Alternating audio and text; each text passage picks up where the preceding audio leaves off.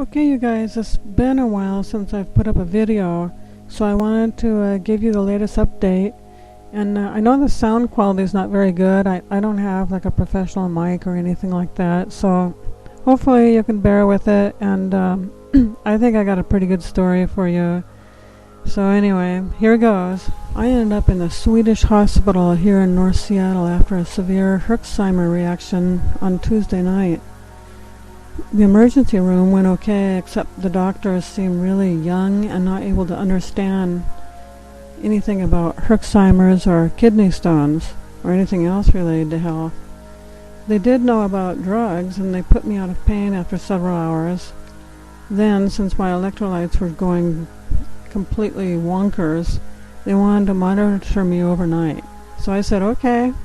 Never having been in a hospital before, I thought, well, it couldn't hurt. The first thing I learned is that you don't get drinking water, you get tap water, full of chlorine, fluoride, and every other menace to mankind.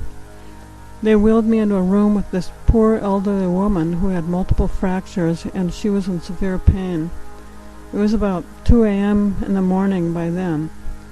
That night she cried on and off in pain and begged the night nurse for a cup of coffee. "Please, can I have a cup of coffee?" She was allowed to have coffee. After 3 hours of just constant begging for a cup of coffee, she started weeping in desperation. The night nurse told her coldly, "Coffee was nothing to cry about." Still, no coffee came. Meanwhile, I can't sleep from all the noise and pain I'm in, since I'm now constantly passing kidney stones, and from the desperate cries from the woman next to me. I learned quickly that pain meds in the hospital are nothing like pain meds in the emergency room. The pain meds they gave me in the hospital were just completely ineffective. They were nothing like what they gave me in the emergency room. So I lay there in pain with this gigantic IV needle stuck into my left hand that I was continually jabbing by accident, and this bizarre demonic bed would never stay still. This bed never stopped moving. Is no matter what position you get yourself in to try and get comfortable, it will immediately readjust itself to make sure that you have absolutely no back support or any other support for that matter. The pain in my lower back was just getting worse and worse. By the next day, Wednesday, I was starving, but I couldn't eat. All I could do was stare hungrily at my food. I was hungry, tired, and in pain. They convinced me I had to stay another day. So I tried to sleep during the day, but all the visitors to the woman next door and non-stop interruptions of staff, blood draws, and beeping machines guaranteed no sleep during the day either. The second night, which is Wednesday night, was the same as usual. No sleep except for 1 hour.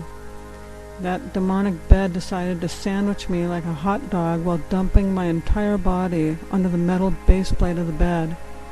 I awoke after 1 hour of sleep, sweating profusely and in pain from my lower back and the base plate. I was sandwiched at the bottom of the bed on the base plate with no cushion and covered in sweat.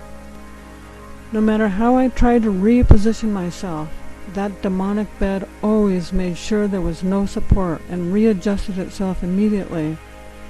I began to notice bed sores on my elbows and knees from the stiff, hard sheets, plastic covering, and hard bed surface. They just added to my pain. The second day, Thursday, I could feel all my sense of humor leaving. I was starving and couldn't eat as usual. I was in pain, tired, and overheated. My bed was next to a window that faced the sun, so I was being slowly cooked by the heat.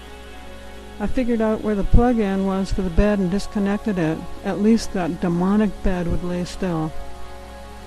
The third night, which was a Thursday night, was the crown jewel.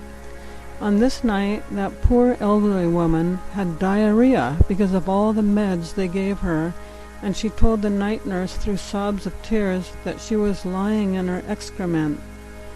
The night nurse grunted, "Okay," and left the room.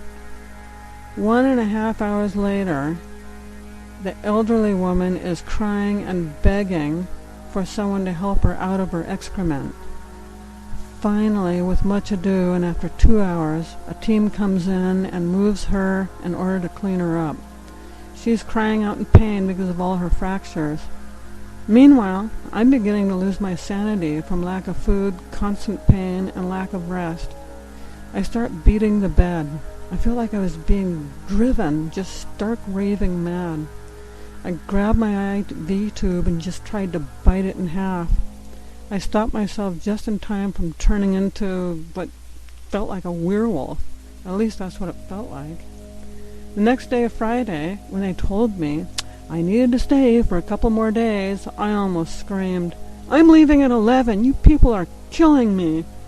I knew if I didn't leave right then, I would never have the strength to get out of there after that.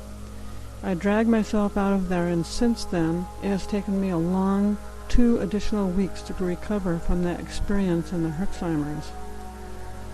So the whole end of this story is I guess I learned a couple things. Lesson 1 is Herxheimers are no joke. So if you're going to start a major detox, make sure you work up to it.